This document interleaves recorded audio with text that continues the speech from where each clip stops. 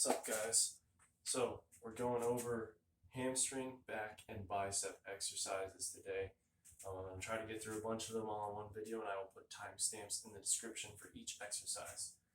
So very first one here, one of the only hamstring exercises you'll do with a barbell, other than maybe a deadlift or a Romanian deadlift, is called the good morning. So you're going to get into a squat position with the bar, so about squat height that you put on the rack. You're going to put it on the lower or upper traps, whatever's more comfortable. And what we're going to be doing, once we unrack it, is essentially getting in a slightly wider deadlift position or deadlift stance.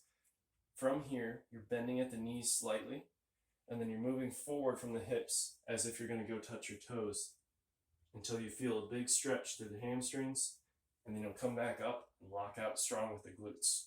So we're trying to keep our torso stable while we do this exercise. We're keeping the knee angle that we start with throughout the entire range of motion, and we're really only moving from the hips. So I'll show a couple more reps here. Bend the knees, folding forward from the hips. Right, I'm not doing a squat. It's like a deadlift motion with the bar on your back. Stretch, and then squeeze the glutes. Stretch, squeeze the glutes.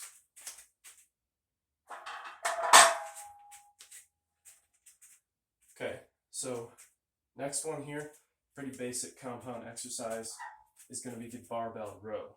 So with this, we're getting in much the same position that we just did for the bottom part of the good morning, right? Like we're going to touch our toes with our knees bent and our back straight.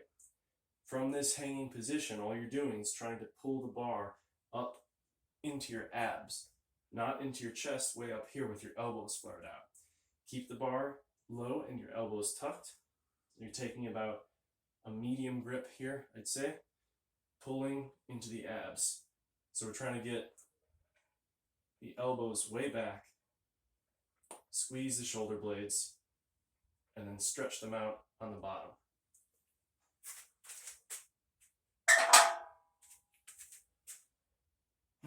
Okay, next one is going to be a basic shrug.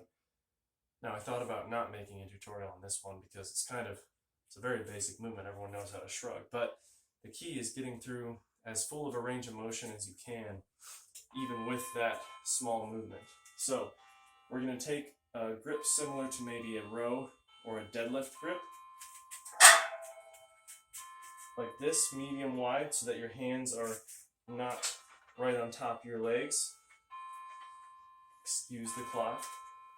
From here, we're raising up the shoulder girdle, right, without moving the elbows. My elbows are locked the entire time. Now you might be able to see from that angle too that I'm slightly bent forward from the hips, not excessively, just to allow for a little bit less drag, a little better range of motion. All the way up, all the way down in the stretch. Okay.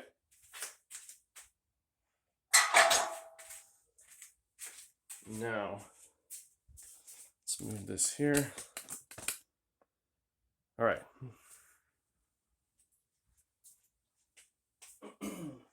Next one here is going to be the one-arm row. So there's a lot of different ways you can do this one. You could do it with a flat bench, incline bench. You could do it standing. A lot of different ways. But the key is you need a place to set your off hand, the hand that you're not using to do the row movement, and you need a balanced stance. So if you're doing it standing up, you have to kind of hold on to something and get low in between your legs. If you're doing it kneeling on a bench, one side's knee up, that same side's hand down for support, and then you're reaching here for the dumbbell. Now in this start position, I already feel a little bit of a stretch through my lat and my upper back. That's what we want. With all back exercises, you have to be able to feel the muscles work because you can't see them work like you can with the chest, the triceps, the abs, the legs even, right? So I'm feeling a stretch here, letting the dumbbell hang down, and I'm pulling it up again into the abs, not up into the chest, right? So you could take whatever grip is comfortable here. If you want to do a neutral like I'm doing, that's fine. Underhand might even work, involve the bicep a little more, or this overhand. I just feel best doing it with this neutral grip. So notice that my torso is at a pretty low angle this whole time. I'm not getting up any higher than about 45 degrees, because at that point, you're reducing your leverage and you're also working a little bit too much the upper back and the shoulder. It becomes this kind of awkward movement where you can't really get up as far and you can't get through the range of motion we need to engage the back. So, stretch, squeeze, just like that. Okay? All right, this next one is an interesting one. I'm try to get a good angle here. Yeah, that looks okay. All right, so with this one, all you need is an adjustable rack, or an adjustable bar, I should say. Whether that's on the Smith machine or just a normal squat rack like this, either one will work. The Smith machine might be a little more secure, and even better if you can find a calisthenics park, or you can find some bars in your gym that are a lower height. That might work even better. But for now, I'm going to adjust this bar height. Bit of trial and error here. I think that'll be good. Yeah.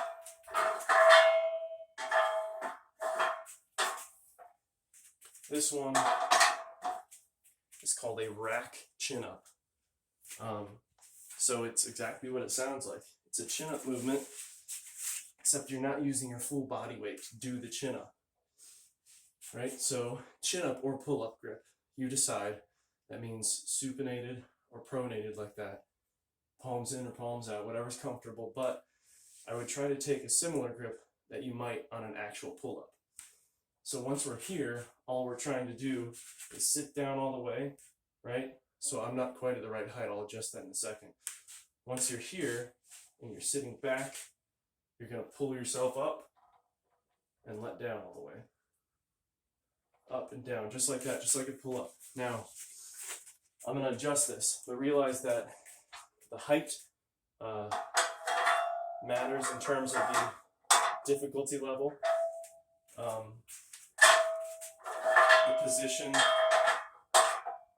that you put yourself in relation to the bar, forward or backward of it, is going to make a difference. There's a lot of things that factor into strength on this movement, but in general, it should be easier than a normal pull-up, right? Because we're only using maybe half of our body weight here. So here, better position, kind of stretching out at the bottom, pulling up. You see my feet shifted there. That's okay, now I'm in a better position. Now the nice thing with this is that you can actually add weight to it. So if you don't have access to like a lat pull down machine or any cables, maybe you don't even have access to a pull-up bar. If you have access to a bar and a rack, you can do this. So all you'd have to do with the weight, maybe cross your legs, maybe get a wider dumbbell, a plate, set it on your lap, and then continue to do your reps here. Right? Very useful exercise, especially for those with smaller gyms, a little less equipment, or maybe you're just working on getting to the point that you can do normal pull-up or chin-up. So, let's see. This next one, I've never actually tried in the basement gym here, so we're going to give it a try. It's going to be a T-bar row.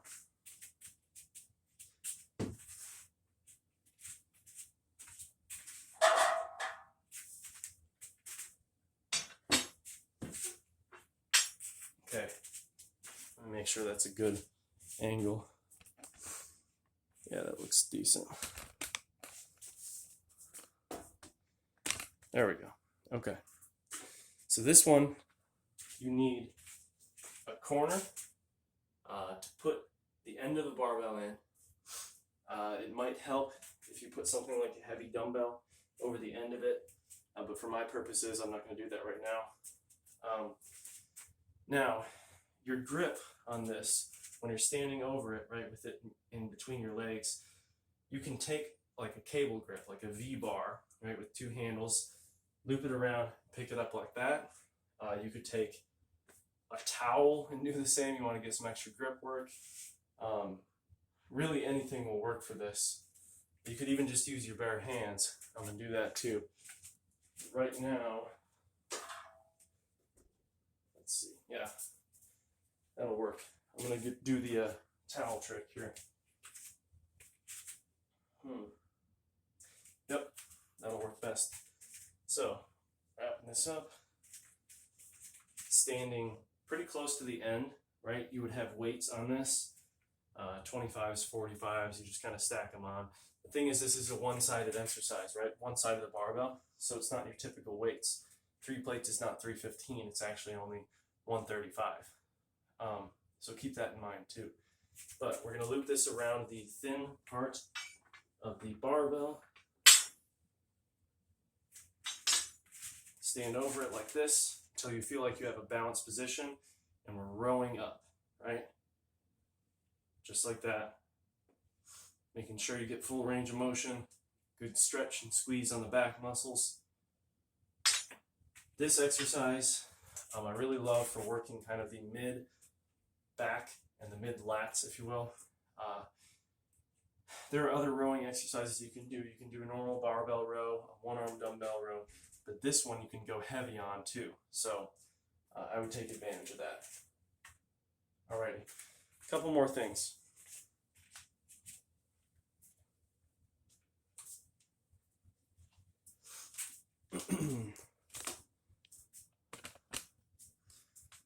All right.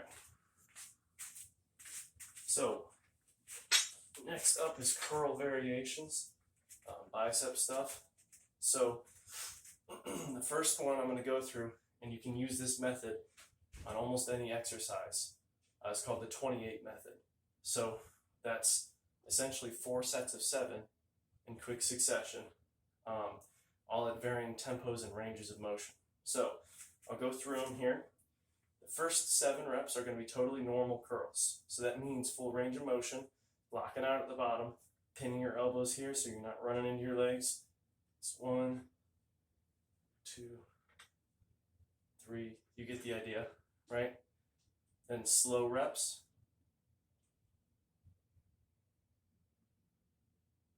So we're going about half the speed, if not even slower, both on the way up and the way down. So 7 of those, nice and slow.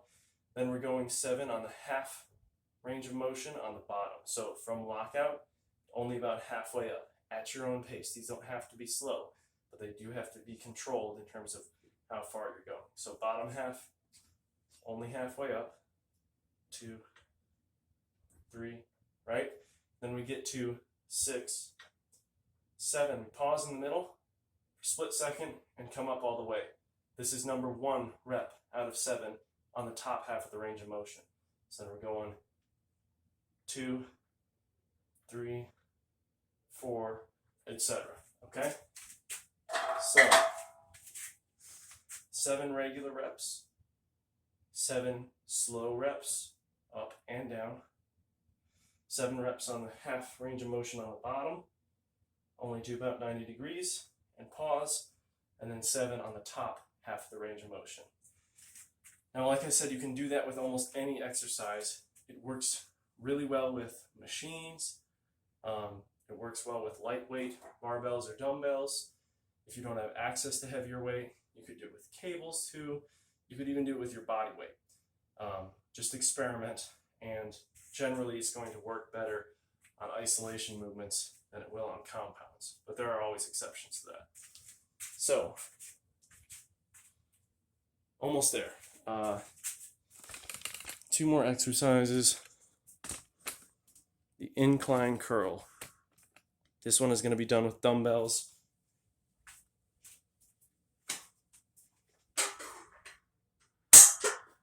I'm going to set my bench up to that incline. I'm going to grab a pair of dumbbells here, and I'm going to lean back like I'm going to do an incline bench press. Just letting the arms hang freely down here, okay? So then we can either do these alternating or both at the same time. I'm going to do both arms, okay? So this neutral grip to start down here, we're curling up and we're squeezing in, okay? So you're facing the palms towards yourself as you come up. Okay, so the key is that when you hang like this with the incline angle, you're going to feel a really big stretch on the biceps, especially at the end of the set. You're going to be feeling it. A lot of blood can rush into the muscles here. The key is also that you're not coming up so far like this, that you're just resting on the elbows and the shoulders. You want to only come up so far that you feel the contraction in the bicep. You're still working at the top, okay? A couple more, locking out, curling up, locking out, curling up, etc. Okay? Now, the very last one here is one of my favorites for biceps. There's one of Arnold's favorites as well, called the concentration curl. Again, this is one of those exercises where there's more than one way to do it, but most of the time you're going to see it done with dumbbells. You could see it with cables too, but I'm going to show you with a dumbbell. You can do this one seated, you can do it standing, you can do it kneeling if you want to.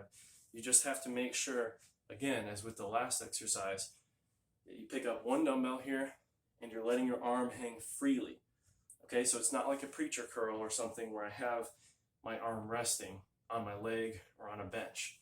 Hanging freely down here, I'm bending forward, curling up, and for me, I like to keep this supinated position. So I'm keeping my palm facing me the entire time.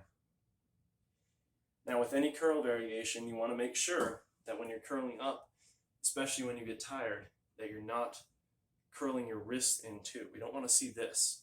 We want to keep the wrist neutral and or slightly extended, okay? So sometimes in order to avoid this position, we have to over-exaggerate on the other one. But it's best just to keep it neutral. So grip that dumbbell hard, and you're only moving from the elbow, okay? Other side, hanging down here, curling up. And with this one, I want you to think about curling almost like you're curling in front or away from your elbow, okay? You don't want to just do this and row it up, right? We're actually trying to engage the bicep. So you do this one slow enough, you do it with the right weight, the right reps, you're really going to feel that pump come on in the bicep. So that was maybe not so quick look into exercises for hamstrings, back, and biceps, which I would consider the main deadlift muscles. And that's kind of why I grouped them together. So there will be more videos coming on different muscle groups here focused on big movements. I'll have stuff on powerlifting, I'll have stuff on conditioning, strongman eventually, so much more to come, but I hope this helps, guys, and I will see you in the next one.